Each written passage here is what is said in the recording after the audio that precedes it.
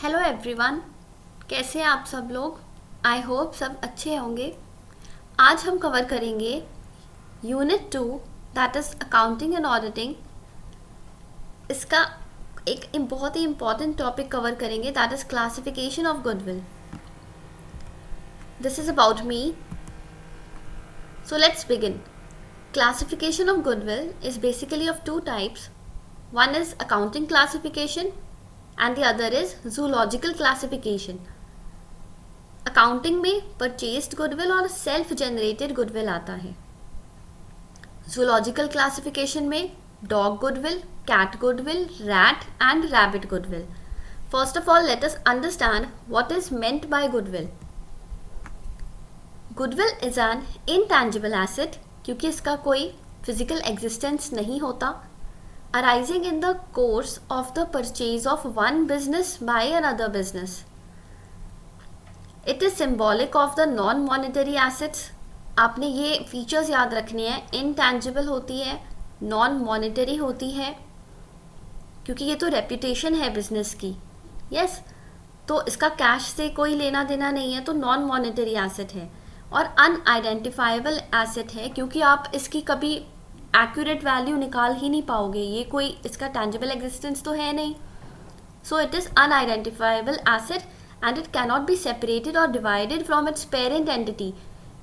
क्योंकि ये अर्न की जाती है या परचेज की जाती है, तो रेपुटेशन है ये एक बिजनेस की, तो आप इस रेपुटेशन को उस बिजनेस से अलग नहीं कर सकते।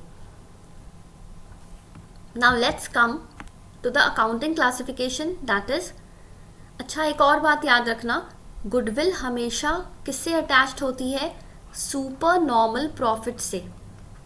जो business super normal profit earn करेगा उसी बिजनेस की गुडविल होगी। मान लो कोई बिजनेस है सेम आपके बिजनेस के जैसा, तो वो नॉर्मल प्रॉफिट जो भी अर्न कर रहे हैं, अगर वही नॉर्मल प्रॉफिट आप अर्न कर रहे हो तो उसके बिजनेस में और आपके बिजनेस में तो कोई डिफरेंस ही नहीं है। बट अगर वो बिजनेस में नॉर्मल प्रॉफिट मान लो अगर वो 10 लाख या फिर 10 to 8 लाख इतना अर्न कर रहे हैं और आप वहीं 12 लाख कमा रहे हो, तो वो जो एक्स्ट्रा आप अर्न कर रहे हो ना, तो वो क्या हो गया आपका सुपर नॉर्मल प्रॉफिट। तो जो सुपर नॉर्मल प्रॉफिट्स जो बिजनेसेस अर्न करते हैं उन्हीं की गुडविल होती है। Keep this in mind, okay. Goodwill is associated with the super normal profits. Now accounting classification, purchased goodwill. Purchased goodwill क्या होती है? मान लो आपने किसी का बिजनेस परचेज किया, तो आपको उसके बदले में परचेज कंसीडरेशन देना होता है। अब आपने जो नेट एसेट्स एक्वायर किए उस बिजनेस के, उसकी वर्थ या उसकी कीमत कितनी थी? 60 लैक्स, बट आपने उसको पे किए 70 लैक्स। तो ये जो 10 लाख का गैप है, ये जो 10 लैक्स आपने एक्स्ट्रा पे किए, you paid this because of the reputation of that business.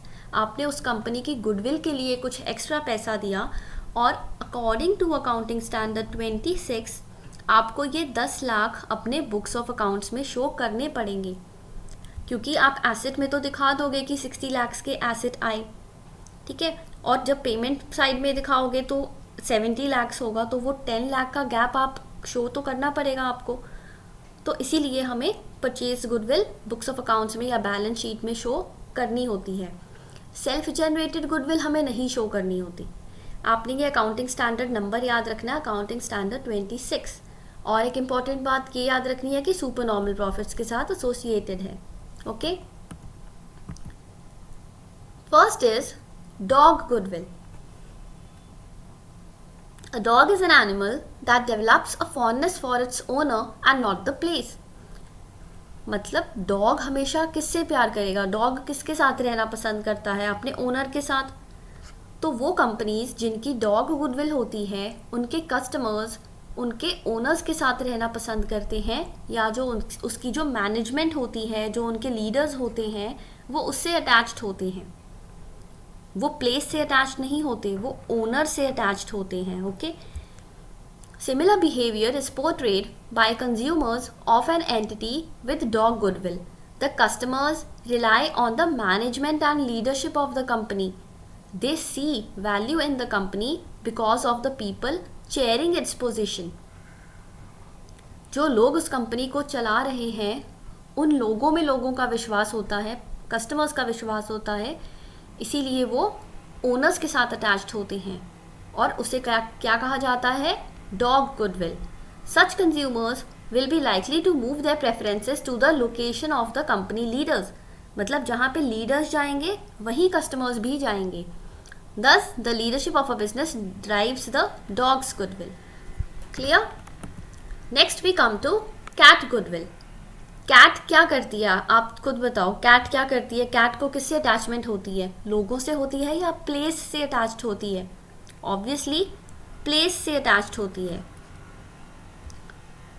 Cat goodwill customers are more loyal to a brand और the company name. The management and leadership team does not concern with them. मतलब उन्हें team से या leadership से कोई लेना देना नहीं है. वो किससे अटैच्ड होते हैं? प्लेस से, या फिर अगर हम कहें तो ब्रांड से अटैच्ड होते हैं. They are highly invested in the brand equity of the product and will hardly switch their preference. वो स्विच नहीं करेंगे. एक बार जो उन्होंने ब्रांड ले लिया उनमें उनका विश्वास लंबे समय तक रहता है. लीडरशिप चाहे चेंज होती रहे, मैनेजमेंट चाहे चेंज हो जाए, but these customers will not switch. और कैट गुडविल का एग्जाम्पल हम जैसे ले सकते हैं, जैसे एप्पल आईफोन यूजर्स जो हैं, okay, they are quite brand loyal, वो इजीली स्विच नहीं होते हैं. Third is rat goodwill. Rat is a scurried animal rushing over to wherever the next piece of cheese is. मतलब कि रैट को ना ही ये पर्सन से अटैच्ड होती है, ना ही ये किसी जगह से अटैच्ड होती है. ये अपने प्रेफरेंस के हिसाब से चलती है. ठीक है, तो आप क्या करोगे यहाँ पे? आप भी यही करोगे.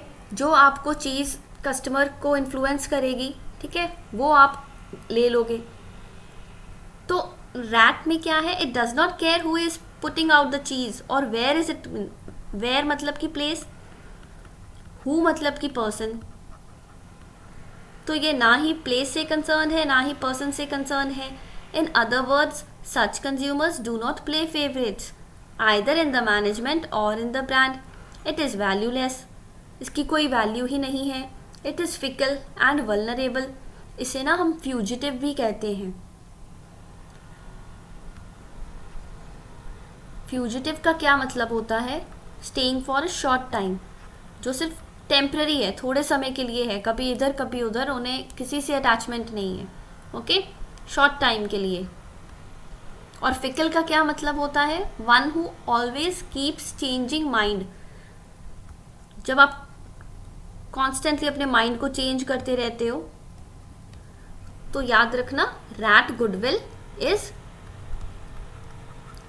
वैल्यूलेस, या फिर as I have already written fugitive. और इसका एग्जाम्पल हम क्या ले सकते हैं? जैसे कि FMCG गुड्स होते हैं. आप अपने प्रेफरेंस के हिसाब से परचेज करते हो ना, फास्ट मूविंग कंज्यूमर गुड्स. ठीक है, FMCG. Next is rabbit goodwill. Rabbit remain confined to a patch and do not like to venture far away. Rabbit क्या करेगा? जो क्लोज है, जो पास में है, वो वहीं से परचेज कर लेता है. Similarly the rabbit consumers will only pick a product that is available within their acceptable radius. Radius मतलब कि जो आर्म्स लेंथ, जो उनके घर के पास ही जहाँ पे मिल गया वो वहाँ से जाके परचेज कर लेंगे. फॉर एग्जाम्पल, आप जैसे डिपार्टमेंटल स्टोर से सब कुछ परचेज कर लेते हो, you get everything under one roof. तो आपको कहीं एक्स्ट्रा किसी मार्केट में या वेजिटेबल मार्केट में नहीं जाना पड़ता, क्योंकि आजकल आपको वेजिटेबल्स भी स्टोर्स में मिल जाते हैं ईजिली. तो आप रैपिड गुडविल में क्या होता है? जो चीज़ आपके कन्वीनियंस में है, आप अपने कन्वीनियंस के हिसाब से क्या करोगे? किसी भी चीज़ को परचेज कर लोगे. Now let's test your understanding. First question is, which of the following types of goodwill is considered to be the best? Dog, cat, rabbit or cow? I would suggest you to pause the video, answer it and then check whether you were right or not. तो इसका answer क्या होगा? Cat goodwill is considered the best goodwill. ये answer गलत कर दिया था कई स्टूडेंट्स ने, काउ गुडविल कर दिया था, बट काउ गुडविल किसी गुडविल की टाइप है ही नहीं। It was just created just to make an option. ठीक है, तो कैट गुडविल आंसर होगा, that is considered to be the best goodwill. क्योंकि यहाँ पे आप ब्रांड से अटैच्ड होते हो, आप प्लेस से अटैच्ड होते हो, you are not concern with the लीडरशिप और the management of the company. Clear? और आप इजीली स्विच भी नहीं होंगे, जैसे एप्पल आईफोन यूजर्स हमने एग्जाम्पल पढ़ा था। तो cat goodwill is the best. Second question is which goodwill is considered as fugitive and valueless? Cow, rat, cat and dog. Yes, you can easily eliminate cow क्योंकि ये तो किसी goodwill की type है ही नहीं। कैट सबसे बेस्ट मानी जाती है तो ये वैल्यूलेस तो नहीं हो सकती। डॉग गुडविल हमने क्या पढ़ा था, ये ओनर के साथ या लीडरशिप के साथ अटैच्ड होती है। तो रिमेनिंग ऑप्शन क्या हुआ, रैट गुडविल। तो रैट गुडविल क्या है, वैल्यूलेस एंड फ्यूजिटिव, क्योंकि आप शिफ्ट कर रहे हो कॉन्स्टेंटली, आप कहीं पे भी नहीं रुक रहे हो। Yes, so with this we come to the end of the topic. I hope you like it. अगर आपको वीडियो पसंद आती है तो do like, share and comment, and yes, do subscribe my channel, that is commerce with nicks. Thank you, see you again in the next video. Till then, keep studying. Bye bye.